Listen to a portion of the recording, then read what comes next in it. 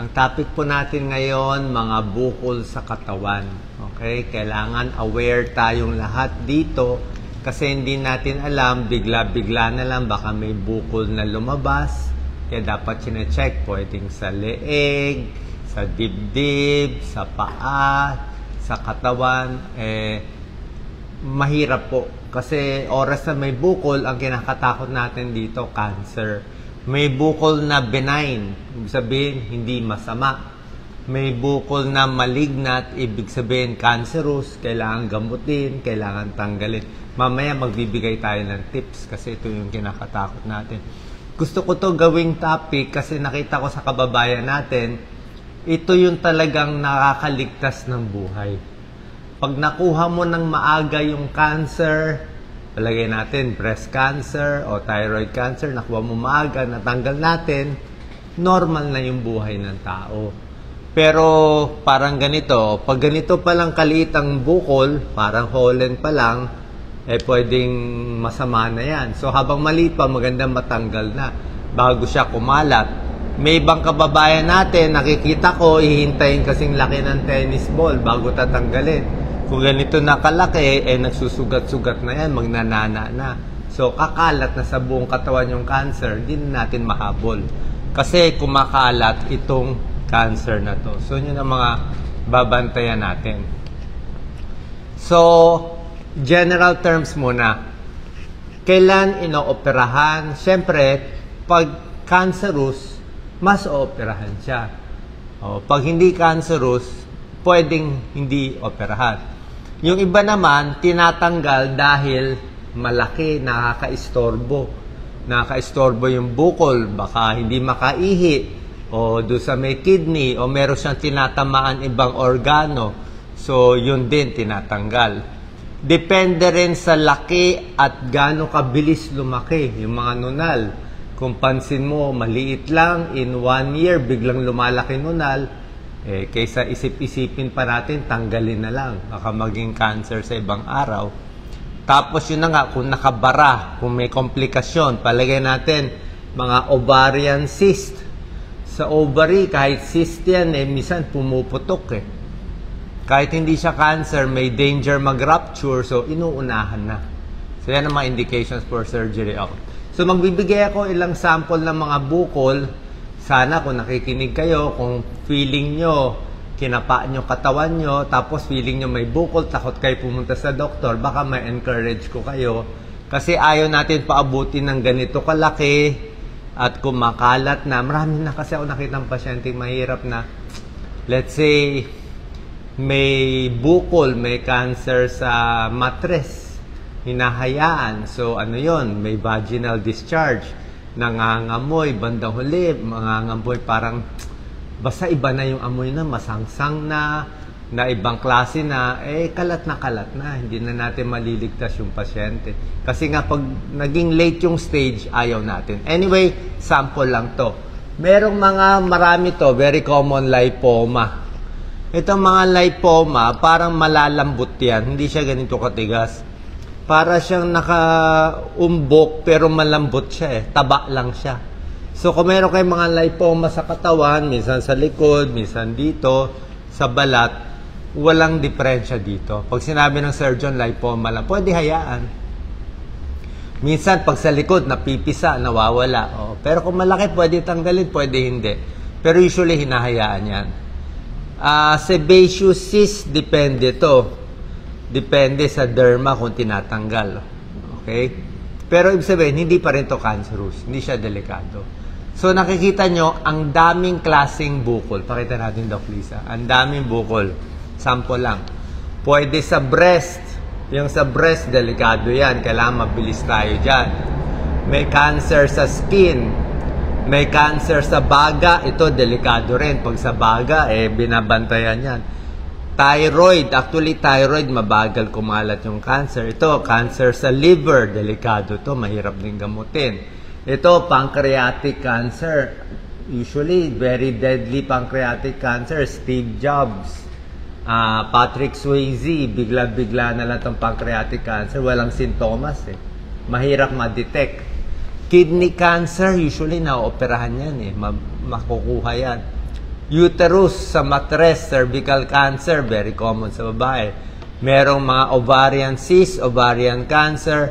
Prostate, common sa lalaki. Yan ang binabantayan.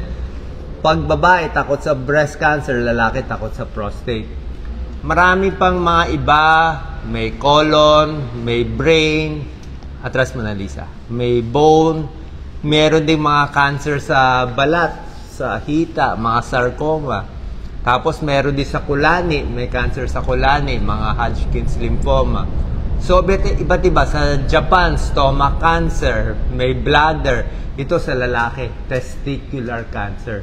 Sa itlog ng lalaki. Kaya, kinakapa din ng... Kung ang babae, kinakapa ang breast, ang lalaki, kinakapa yung itlog nila, yung balls nila. Kasi pag merong bilog-bilog na parang munggo na matigas, hindi po normal yon. Common din yan. Meron din cancer dito sa laway. Dito, may matigas. Basta ayaw mo siyang matigas. Okay? Ito, very common. Thyroid mass. Pwedeng goiter lang, nagagamot, pero pwedeng cancer pag matigas. Ang maganda lang sa thyroid cancer at prostate cancer, ang maganda dito, mabagal siya kumalat. Thyroid and prostate, mabagal kumalat. Usually, ilang years, may time ka pa maghabol. Makakahabol pa tayo. May oras pa. Sabi nga nila, kung talagang mapipili ang cancer, walang choice. Ito, mabagal-bagal, makahabol. Pag natanggal mo, usually, ligtas na for life.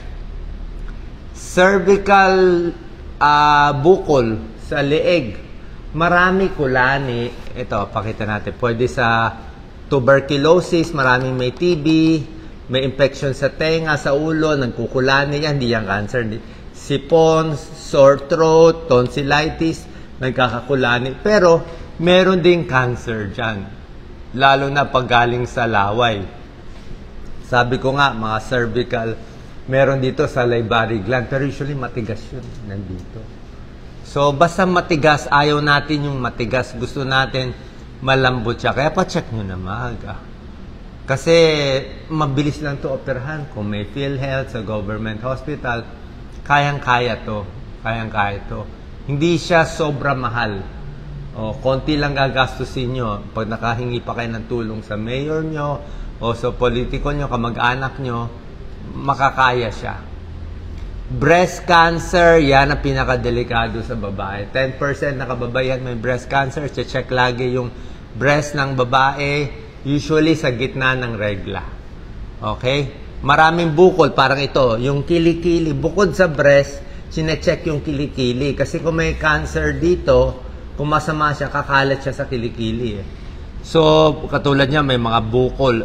Kailangan malaman yan. Pero itong mga sugat-sugat, pwedeng pimple lang, kakahila ng buhok sa kilikili, pero hindi mo masabi kung kahit ganito kaliliit, ayaw natin. Lymph node sa kilikili, kailangan ma-check agad yan.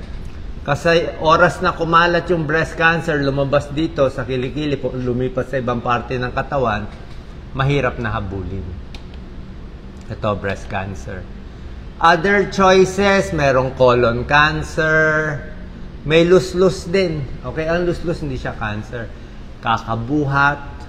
Yan, no? Minsan may lumalabas pag umuubo, para may umuumbok sa may singit, sa may balls ng lalaki, minsan sa may tiyan. Yan, no? Lumalabas yung bituka. Delikado rin ang luslus kasi, pag lumabas yan, pwede maipit. So, merong opera dito, tinatapalan. Nilalagyan ng bagong tapal dito para hindi lumabas. Hindi rin delikado to, kayang-kaya ng mga siruhano natin dito, mga surgeons. Testicular cancer, importante yan. Tulad na sinabi ko, yung sa itlog ng lalaki, kinakapa. Yan, o. Ito kasi, pag nagkaroon na ng mga back pain, mga masasakit, medyo late na yan. Backache kasi kumalat na sa buto. Ayaw natin. Itong mga bukol-bukol, usually walang problema to. Sa mga arthritis lang yan. Baka gout, o hindi siya cancer. Pero ginagamot din yan. Yan mga tendinitis, yung sa paa. So, mga bukol to, pero hindi siya cancerous. Yung sa mga mata, siyempre, hindi naman yung cancerous. Okay? So, para makaiwas sa bukol na hindi natin alam kung sino tatamaan nito, number 1, iwas sigarilyo. Maraming cancer dito connected sa smoking, kahit sa vaping, iwas na tayo. Mga lung cancer, bladder cancer, stomach cancer, marami. Eat healthy. O, kailangan kumain na mas healthy. Sunscreen for skin cancer. Vaccinated, merong mga Hepa B vaccine. May mga cervical cancer vaccine, meron din dyan. Alak, para hindi magkaroon ng liver problem. Tapos magpapacheck sa doktor. Bukod sa lifestyle, actually mentality din yan eh. Hindi siya proven, pero yung mga maiinit na ulo, galit, maraming kaaway, yung maraming iniisip, usually high blood at parang mas nagkakaroon din sila ng cancer. Kaya mas maganda mapagpatawad, mas maayos. Sa pagkain, very important, ang whole foods. Pakita natin, Doc Lisa. Yung tunay na ayaw natin ang junk food, fast food. Gusto natin yung whole foods, gulay, prutas na natural, galing sa Diyos, galing sa puno mismo. Diba? Pwede naman manok, pwede isda, yung beef and pork, iwas. Kung nakikita nyo, sabi nga ng mga doktor, iwas cancer, eat a rainbow. Rainbow colored, red, orange, yellow, blue, indigo, pati green, blue, indigo, violet. So, pag red, maganda yan lahat. Red, mga strawberry, prevent skin cancer, para sa puso, kamatis. Pag purple, mga ube, maganda rin yan, sa katawan. Yellow, anti-cancer din yan. Sa mata, carrots, tsaka yung mga mangga. Orange, yung mga orange color, dalandan, oranges, lemon, pwede rin. Itong white, garlic, sibuyas, green, syempre lahat ng green leafy vegetables, maganda katawan, maganda sa katawan. So lahat po to, kung mahilig kayo sa shake, ako, umiinom ako ngayon ng apple carrot shake, may tulong po yan, mga anti-cancer properties po to. So yun lang po magagawa natin. Kwento ko lang na matagal na po namin ito ginagawang advocacy. Bata pa kami. Ito, mga 20 years ago. Pag sa medical mission, bukod sa pagbibigay ng gamot sa high blood, diabetes, yung mga tinutulong namin, gusto rin namin yung pinapa-opera yung mga pasyente. Bukol sa leeg, bukol dito. Malaking tulong kasi pag na-operan. Ginawa pa namin foundation dati, ito yun. For 20,000, makakasave ka ng buhay. Ito yung mga bukol na mabilis operahan kaya sa Pilipinas. Thyroid, neck, myoma, ovary, hernia, gallbladder. Yan po maganda. Life-saving. Lalo na to sa thyroid. Kung di kasi, pag hyperthyroid, baldado siya. Pag ganito sa leg, hindi siya makalulon. Paano siya magtatrabaho? Pag pina-opera mo, wala pang 1 week, 2 weeks, na siya? Normal life na. Kaya napakaganda itulong one life for mga...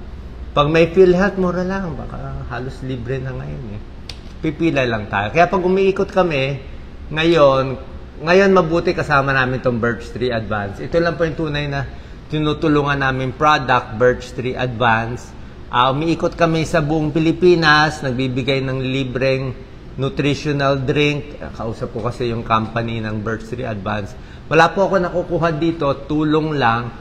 Pero bukod sa health tips, lagi ko tinatanong yung mga tao na sino dyan may bukol. Kasi karamihan, may magtataas ng kamay siguro mga 5-10. Sabihin, may bukol ako dito. Usually, takot lang sila magpa-opera. Parang takot sila, baka mamatay, hayaan na lang, basta Diyos na lang. Kaya lang, bawat gising nila, palaki ng palaki yung bukol. Diba? Baka sa breast, baka sa tiyan, lalo na dito, marami dito. Pag kinakapa ko yung mga bukol, siguro mga 50% parang cancerous. Kasi matigas. So, sabi ko sa kanila, pa-opera nyo yan. Tutulungan natin. Tutulong din naman yung mga local officials nyo. And hopefully, kulang lang sila sa yung gusto nila magpa-opera. Kaya kung nakikinig kayo, takot kayo, may vaginal discharge, alam nyo naman yung masama pakiramdam nyo Masama kutob nyo di ba? Parang may bukol, masama kutob nyo. Pa-check na natin sa doktor. Kasi kung masama, tanggalin na natin para mabuhay ng normal. Kung hindi naman cancerous benign, di observe na lang.